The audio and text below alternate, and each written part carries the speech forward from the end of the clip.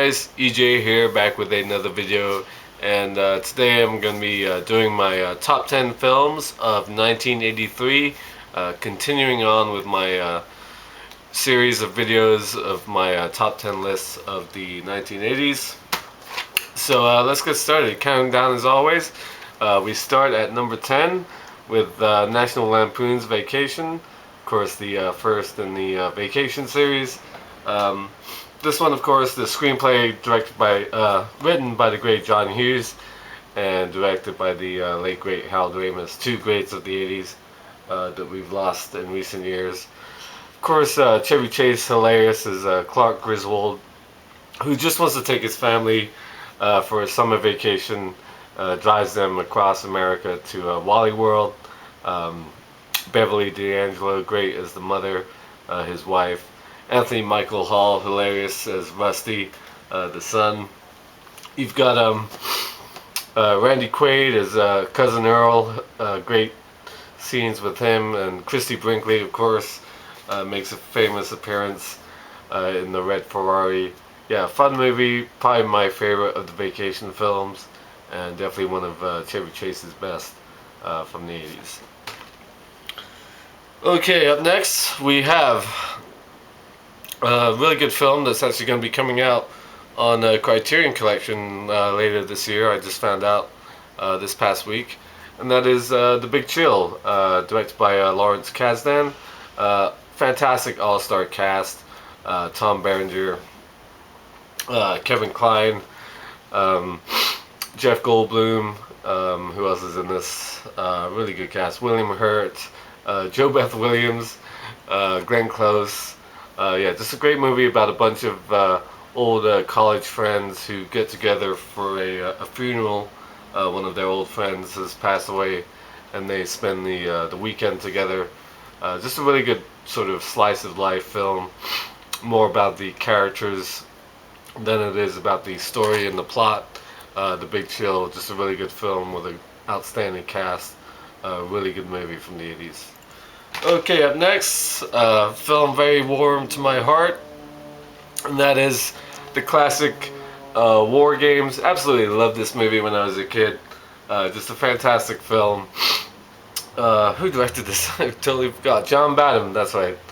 Matthew Broderick and Ali Sheedy, great as these two high schoolers who stumble upon this video game that unleashes the potential for basically World War III, nuclear war.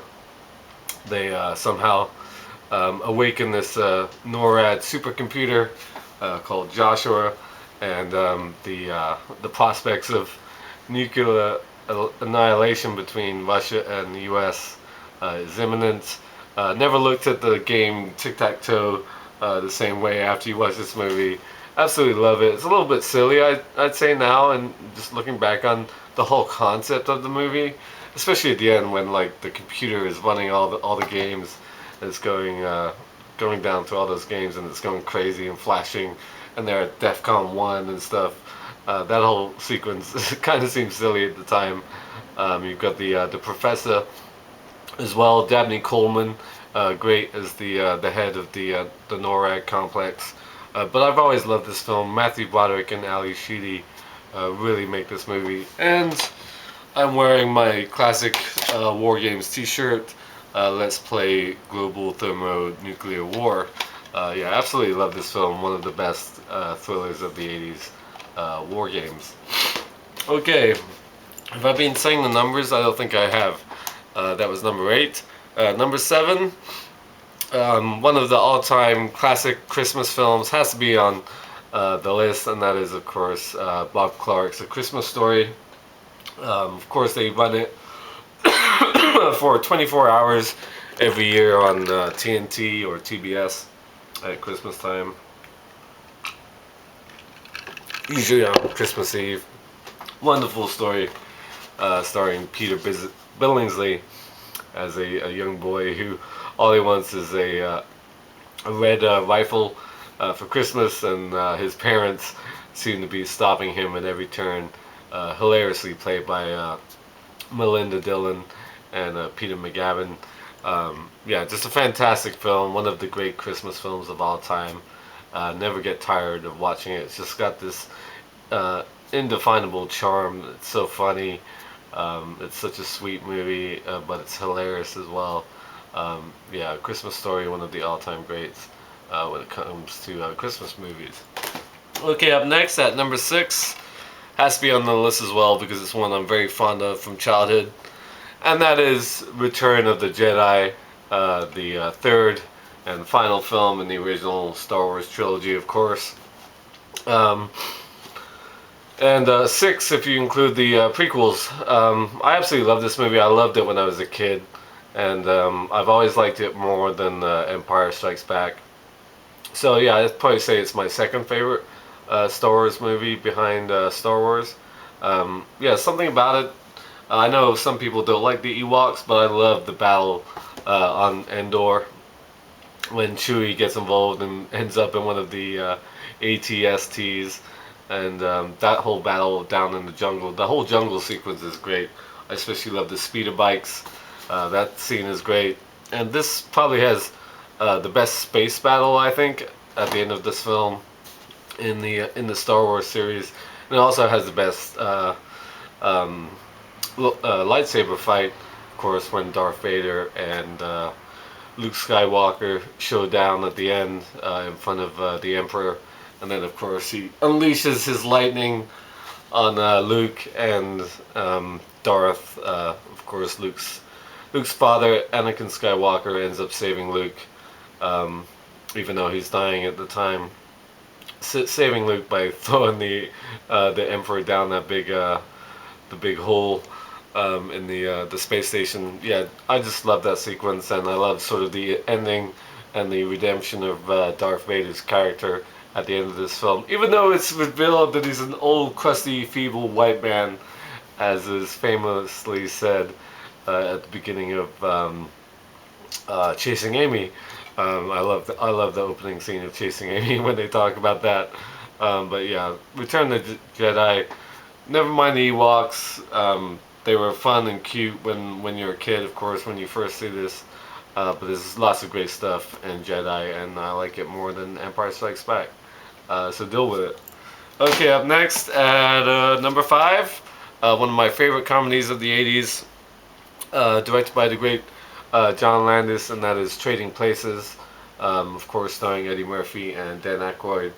Um, Ralph Bellamy and Don Amici, great as the two old guys, the Dukes, who decide to make a small wager on whether they can turn a thief and a criminal into a wealthy stockbroker and turn a successful, well-to-do businessman played by Dan Aykroyd, who's about to get married into a slime ball basically, and they succeed, of course. Hilarious consequences. I love Dan Aykroyd and Eddie Murphy in this film together, especially Aykroyd. He's just great at some of the stuff he says early on, especially when stuff starts going wrong for him. Jamie Lee Curtis, absolutely stunning as the hooker who gets paid off to sort of play along. You've got Paul Gleason, I believe, is the actor. I always fuck his name up. The guy who was in all the Breakfast Club movies. He's great in it as well. Yeah, just a hilarious film. Eddie Murphy's best in my opinion. He's just great. Denholm Elliott, awesome as the butler. Yeah, Trading Places is definitely one of my favorite comedies of the 80s. Okay, up next, we have a film that not many people really talk about anymore. It's kind of old-fashioned, and that is The Right Stuff, written and directed by Philip Kaufman. Yeah, fantastic cast. Of course, Ed Harris, Sam Shepard, Dennis Quaid, Barbara Hershey, Lance Henriksen. Great film about the early days of the space race. Chuck Yeager and his attempt at breaking the speed and sound barrier, and then the seven astronauts who were part of the Mercury missions before Apollo. Yeah, The Right Stuff, really good film about a great period in American history when it comes to space exploration. I really dig it. I'm a huge fan of that kind of stuff in general. and this is a really good film, along with films like Apollo 13 and recently Gravity. Great film about just the general idea of going into space and that kind of stuff. And this is a really nice 2 disc special edition as well. Okay, up next, number 3, winner of Best Picture of the year that year and 4 other Oscars, and that is Terms of Endearment, directed by James L. Brooks, starring Deborah Winger and Shirley MacLaine. Shirley MacLaine won Best Actress for her portrayal as a mother in this movie, and Jack Nicholson absolutely outstanding as well. He won Best Supporting Actor for his performance as the neighbor in this movie, a former astronaut himself. Yeah, just a great cast. These 3 actors, it's a very sad movie. It's a tragic movie, but it's also funny. I guess not many people really remember it greatly as one of the best films of the 80s, but it did win Best Picture at the Oscars. And yeah, it's a really good film if you get a chance to see it. If you're a fan of Jack Nicholson, definitely worth checking out this movie for his performance. And Shirley MacLaine, great as well, as is Deborah Winger. Okay, number 2 has to be on my list. I know this film is pretty divisive when it comes to a lot of people, but I like it, and that is Scarface, of course, directed by Brian De Palma. Great screenplay written by Oliver Stone. Yeah, Al Pacino is Tony Montana, the guy who rises to power in Miami's cocaine drug scene through any means necessary. Just a ferocious performance by Pacino. It's one of his most iconic. Some of the lines and the way he delivers them, his accent, the way he talks, just fantastic. Michelle Pfeiffer, great as well. I love the ending. The ending's just crazy awesome, and I know it's kind of become synonymous with rappers and MTV Cribs. They all show their Scarface posters and whatever, but deep down it's a great film, and definitely one of Brian De Palma's best, and one of my favorites from the 80s. Scarface at number 2. Number 1, excuse for the coughing, just got off work. It's pretty dry and windy today, and I haven't really been drinking this afternoon. Liquids anyway, water and so on. So I'm a little parched. Anyway, number 1, a little unorthodox for most people's list, but I'm a huge James Bond fan, of course. And Octopussy is my second all-time favorite James Bond film. It's my favorite Roger Moore Bond, directed by John Glenn, of course, starring, like I said, Roger Moore in his second to last outing as Bond. I just love this film. It's so it's exciting, it's intense, it's fast-paced. It doesn't really let up. It's got a great sort of intriguing story. The characters are all great. Of course, involves jewelry smuggling, involves a crazy Russian general played by an actor who appeared in a lot of films in the 80s, including the Beverly Hills Cop movies. I forget his name offhand. I'm kicking myself right now. Yeah, but he's a good actor. Louis Jourdan, great as Kamal Khan, sort of the central villain. Maud Adams, of course, as the title character, Octopussy. Her second go-around in the Bond film after she appeared in The Man with the Golden Gun. Christina Wayborn, great as well. Yeah, the action scenes are great. The locations are great. And it's got probably my favorite scene in any Bond film. The most exciting scene, I think, in any Bond film is when James Bond rushes to the circus to stop the bomb from exploding in the U.S. Air Force Base.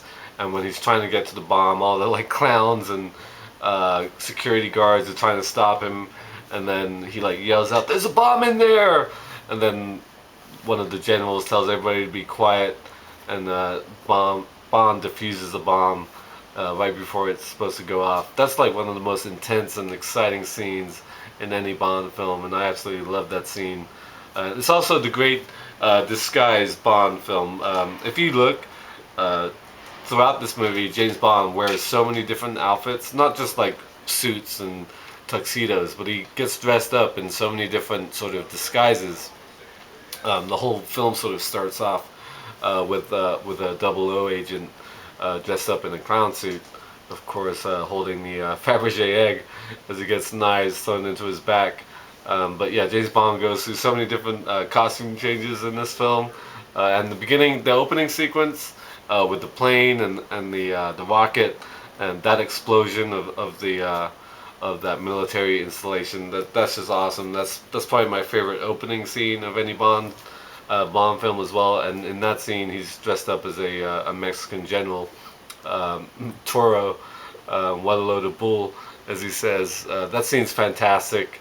Um, and it's also got one of the most underrated Bond songs, sung by Rita Coolidge, All Time High.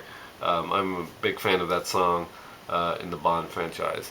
So Octopussy, number one on my top 10 list of 1983.